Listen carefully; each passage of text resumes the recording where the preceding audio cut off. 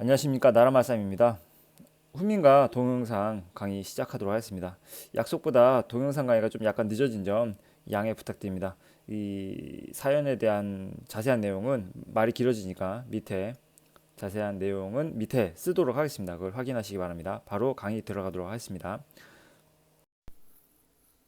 자, 지금 현재 노트북이나 아이패드가 아닌 아이폰으로 지금 하기 때문에 필기가 좀 어렵습니다. 그래서 그냥 양해 부탁드립니다. 일단 훈민가 정철, 송강정철이라는 사람이 아주 유명한 사람인데, 이 훈민가는 기본적으로 시조예요. 시조. 옛날에 쓰여진 시조. 근데 시조가 보통 우리가 배웠던 지금까지 뭐 배웠던 시 같은 경우에는, 엄마 국정과 같은 경우에는 딱 하나의 단일 시잖아요. 근데 훈민가 같은 경우에는 시조가 있는데, 평시조와 같이 단일 시조도 있지만 연시조라고 해서 그 시조가 여러 개가 묶인 하나의 작품이 있어요. 근데 어쨌든 시조가 여러 개가 있는 거지. 시조가 여러 개가 있는데 그 각각의 시조마다 뭐 단일 작품이라고 불러도 무방할 정도로, 이 훈민가라는 그 작품은 갈래는 일단은 연시조예요. 시조가 여러 개 붙어 있는 작품. 그 중에서 몇 개만 뽑아놓은 게 아니라 한 개만 뽑았네. 오늘도 날이 다 새었다. 홈을 메고 가자꾸나. 내 눈 다 메거든. 내 눈 좀 메워주마. 오는 길에 뽕 따다가 누에 먹여 보자꾸나. 요거 하나의 시조만 가지고 온 거예요. 원래 송강정철이 쓴 훈민가라는 작품은 총 몇 수로 이루어져 있냐면 이게 16수인가 그렇게 돼 있어요. 되게 길죠. 그래서 그걸 좀 알아두시고 바로 작품 설명 들어가겠습니다. 일단은 이 작품은 교훈적이고 계몽적이라는 성격의 것이 아주 강하다는 것만 꼭 알아두면 좋겠어요. 그래서 내가 선생님이 지금 일부러 먼저 지금 인터넷 브라우저를 지금 가져왔는데, 잠시만요. 여기서 사전적 의미를 좀 찾아보면 이렇습니다. 보이나요, 여기? 사전적 의미. 계몽적, 가르쳐서 깨우쳐주는 또는 그런 것이라고 써 있잖아요. 계몽. 무슨 뜻인지 알겠죠? 계몽 하나만 써볼까요, 그러면? 계몽만 찾아도, 개화가 나왔네. 다시. 지식 수준이 낮거나 인습에 젖은 사람들을 가르쳐서 깨우친다. 그러니까 훈민가의 성격은 가르쳐서 일깨워주는 그런 노래라고 생각하면 될 거예요, 아마.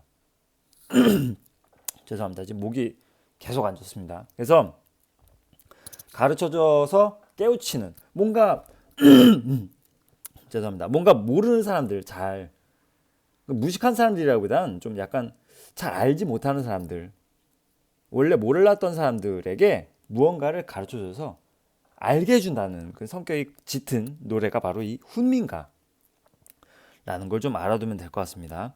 자, 그럼 요거 인터넷 창 지울게요. 자, 그러면 본격적으로 지금 이것에 대한 설명을 갖다 간단히 하자면, 올바른 일을 좀 권장하는 그런 성격의 노래가 짙은 노래라는 점을 좀 알아두면 좋겠어요. 그리고 일상적인 언어를 사용했다라는 거. 사실 이 송강정철이 강원도의 관찰사로 재직하면서, 관리직이죠. 예, 강원도에서 어떤 높은 직책이라고 보면 돼요. 쉽게. 거기서 재직하면서 백성들을 갖다가 막 가르치고 백성들을 갖다가 깨우쳐주고 이렇게 하기 위해서 여러 가지 노력을 했는데, 그때 지었던 작품으로 보면 돼요. 그래서 백성들을 위한 노래.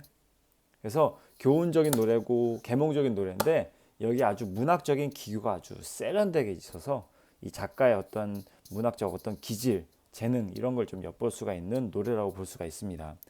어쨌든 첫 번째 줄부터 보겠습니다. 오늘도 다 새었구나. 호미 메고 가자꾸나. 뭐뭐 하자. 나도 하고 너도 하겠다는 얘기예요. 그러니까 좀 짐작컨대 나도 호미를 메고 가는 걸로 보아 여기서 시적 화자는 누구인가를 꼭 잘 파악해야 돼요. 내가 선생님이 미리 이 작품을 갖다가 볼 때 뭐 공부해야 될 포인트 항상 가르쳐 줬는데, 그래서 포인트를 뭐 이렇게 딱히 쓰기가 좀 그래가지고 말로 할게요. 포인트 첫 번째는 뭐냐면, 이 시조에서 말하는 이가 누구인가, 그걸 꼭 파악을 해야 돼요. 선생님이 저번에 말했죠. 시적 화자는 작가 항상 일치하는 건 아니라고. 그래서 이 작가가 직접 말한 건지 혹은 시적 화자를 따로 내세웠는지를 갖다가 꼭 파악해야 됩니다.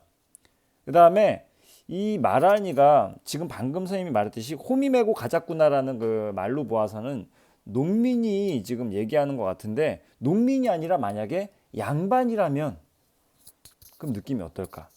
그걸 좀 여러분이 공부를 해야 됩니다. 이건 따로 가르쳐 주지 않을게요. 이거는 거꾸로 교실 수업 당장 그때 모든 수업 때 진행해 보도록 하겠습니다. 그 다음에 이 글쓴이가 말한 일을 왜 이렇게 농민으로 설정을 했을까? 그 이유, 그것도 알아야 됩니다. 그것 또한 역시 거꾸로 교실 수업 모든 수업 때 같이 논의해보고 밝혀보도록 하겠습니다. 그게 재밌잖아요, 그죠? 그래서 일단 선생님은 지금 여기 본문에 있는 내용만 간단히 설명할게요. 그렇게 크게 설명할 것도 없습니다. 어쨌든 날이 다 새었다, 홈에오 가자꾸나 라고 얘기하는 걸로 봐서는 날이 새자마자 이제 일터로 나가는 부지런한 농민의 모습이 엿보인다고 생각하면 됩니다. 여기다 이렇게 쓰세요. 자, 이렇게 자수는 이렇게 써 있습니다. 날이 새자마자 일터로 나가는 부지런한 농민의 모습. 수업 시간에 말했습니다만 농민의 일과는 날이 밝자마자 시작되고 그 다음에 날이 이제 해가 지면 이제 일과가 끝나요. 그래서 그동안 계속 일을 하고 그 다음에 해가 지면 그때부터 이제 쉬기 시작하는 거죠. 그 다음에 열심히 일했으니까 그냥 바로 골아떨어지겠죠. 그 다음에 또 다시 또 일어나서 일을 하고 그런 패턴인 겁니다. 그 다음에 내 돈 다 매거든. 내 돈 좀 메어주마. 그러니까 이건 뭐라고 해야 될까?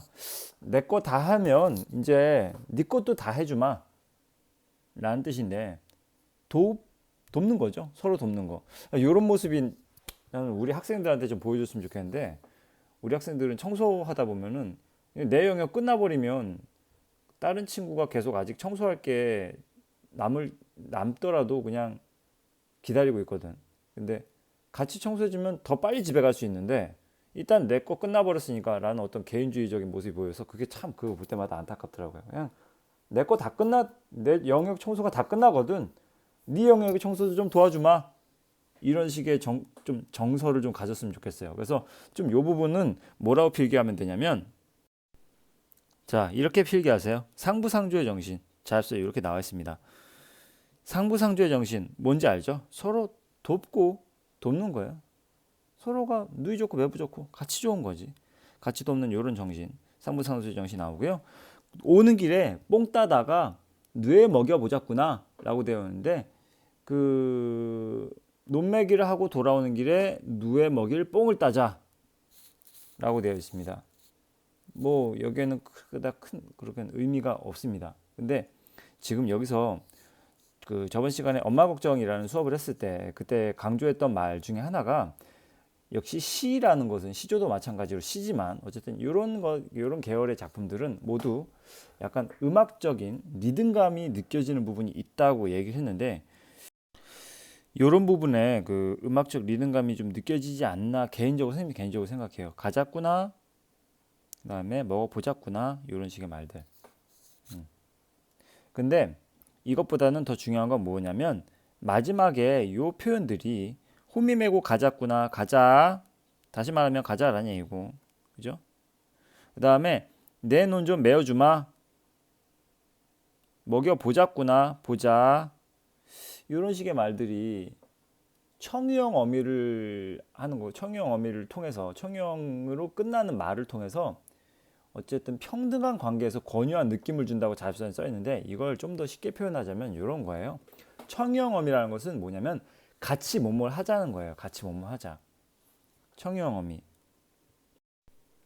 청유, 같이 하자라는 뜻인데, 무언가를 같이 한다는 것은 무엇을 전제로 하냐면 어떤 평등한 관계, 너와 나 사이에서 누가 높고 누가 낮음이 없는 평등한 관계에서 야, 같이 뭐 하자, 같이 먹자, 같이 보자, 뭐 이런 식의 말로 지금 볼 수가 있는 것 같아요. 그죠? 목이 완전히 갔죠 지금. 어쨌든 미안합니다. 어쨌든 청유, 같이 하자, 가자꾸나, 보자꾸나 이런 식의 말들은 좀 뭐 같이 하자는 표현으로 볼 수 있기 때문에 시적 화자와 그 다음에 시적 대상, 내 말을 듣는 사람은 둘이 평등한 관계라는 걸 우리가 짐작할 수가 있어요. 평등한 관계.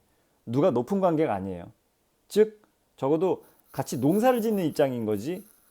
양반 혹은 양반과 그 다음에 그 소작농가 같은 그 땅을 빌려다가 농사를 짓는 그런 사람 간의 어떤 수직적 관계가 아니라 같은 농사꾼 간의 어떤 수평적 관계 속에서 얘기하는 것만 같은 느낌이 들게끔 가작구나 보작구나 이런 식으로 청유형 어미를 쓴다는 거죠. 자, 그리고 한 가지만 더. 이 시조에서 나타난 말하니의 태도, 뭐 자습서엔 이런 게 써 있는데 요거 꼭 알아둘 필요가 있어요. 전에도 말했지만은 시를 파악할 때 여러분들은 뭐 명탐정 코난이 된 것처럼 마치 이 중간중간에 있는 어떤 단어들의 어떤 단서를 잡아야 돼요. 단서를 잡아서 이 시적 화자가 말하는 내용이 무엇이고 뭐 어떤 감정이고 어떤 태도를 지녔는지를 좀 알아둬야 될 필요가 있는데 여기서는 여러 가지 그 힌트가 있습니다. 이걸 좀 알아볼게요. 어떤 힌트가 있냐면 일단 첫 번째 힌트는 뭐냐면 호미 메고 가자꾸나 누에 먹여 보자꾸나 이런 것에서 느낄 수 있는 힌트인데 쌤이 지금 미리 써놨지만 호미와 누에가 등장한 걸로 봐서 우리는 무엇을 추측할 수 있을까? 양반들이 호미와 누에에 관심이 있을까? 관심이 있지가 않아요. 뭐 이거 친숙하지도 않고요. 호미와 누에를 뭐 호미를 메고 가고 누에 먹여 보는 걸로 보아서 대상 그러니까 이 시조는 누굴 대상으로 했냐? 농민을 대상으로 했다는 걸 알 수가 있어요. 그래서 농민을 대상으로 했다는 여기다 쓸게요. 와, 정말 힘듭니다. 빨리 아이패드가 와야겠습니다. 어쨌든 농민을 대상으로 합니다. 농민을 대상하는 것까지 알았어. 농민을 대상으로 했는데 이 앞서 말했던 수평적 관계 있잖아요. 수평적 관계. 너와 나의 사이는 누가 높고 누가 낮은 게 아니다.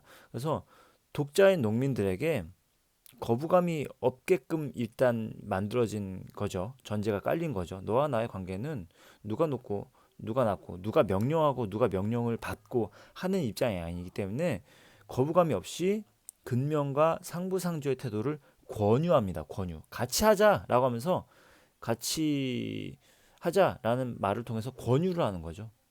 이렇게 할래? 이런 식으로 좀 약간 정중하게. 근데 나는 하지 하고 상대방한테 야 이거 해라 라고 하면 기분이 나쁘거든.